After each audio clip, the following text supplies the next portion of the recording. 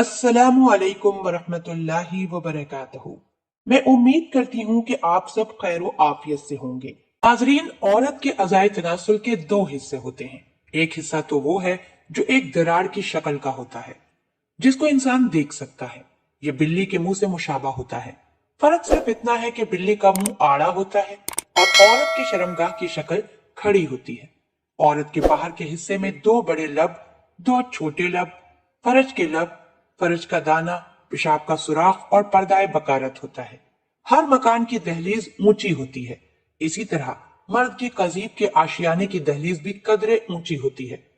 औरत की नाक के नीचे पेड़ों की हड्डी के सामने कदरे ऊपर दौरानों के बीच जो उभरा हुआ हिस्सा है, वो मर्द के आलाई तनासुल का मस्कन है।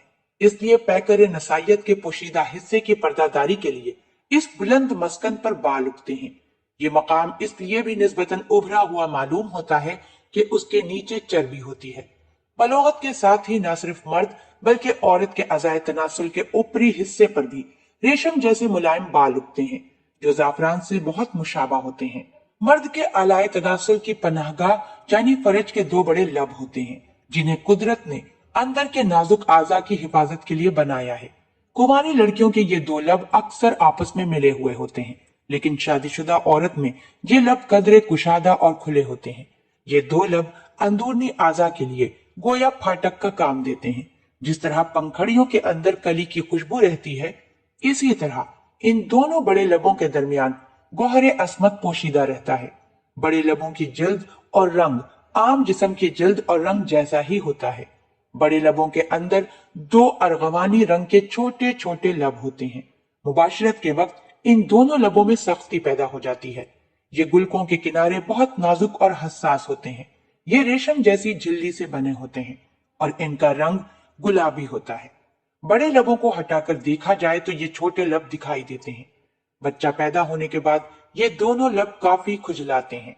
इन दो गुलाबी कुदरती पंखड़ियों के बालाई हिस्से में जहां दोनों छोटे लब मिलते हैं, पेशाब के सुराख से 1 इंच ऊपर की तरफ मटर के दाना के बराबर बैजवी शक्ल का एक छोटा सा उभरा हुआ उजू है, लेकिन आम लफ्जों में दाना कहते हैं, जिसका इस्तिलाही नाम तो बजर है।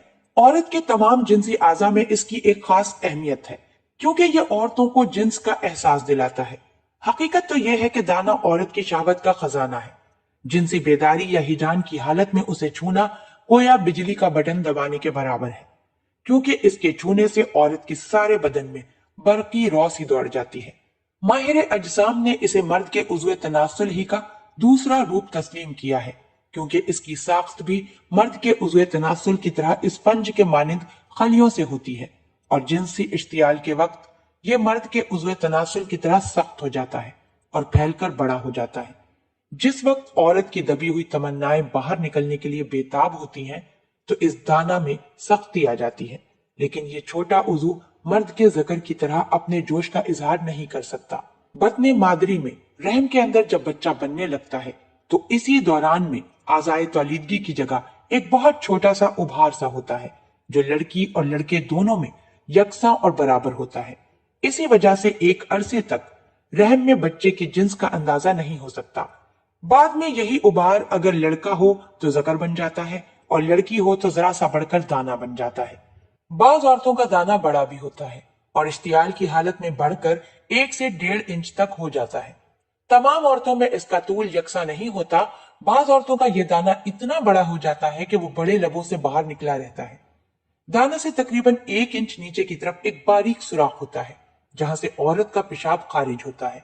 पेशाब के सुराख से कुछ नीचे एक सुराख नुमा नाली होती है, जिसे फरज कहते हैं। ये मर्द के हथियार के लिए नेयाम का काम देती है।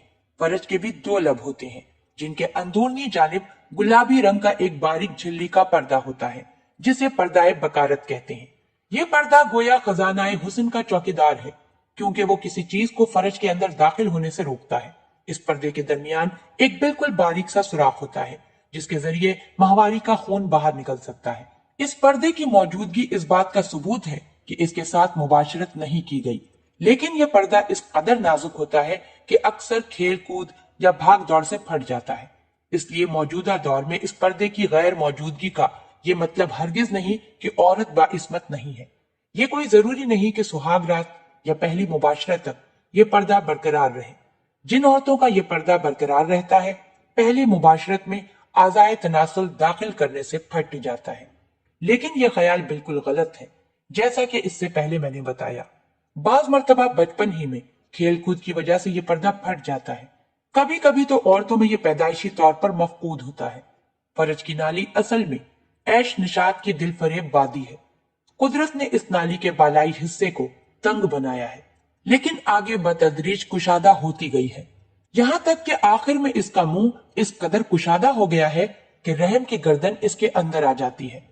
फरज औरत के अज़ाए तनासुल में एक अहम तरीन हिस्सा है। अगर ये ना हो तो जिमा हो ही ना सके और अफजाइश का कोई जरिया बाकी ना रहे।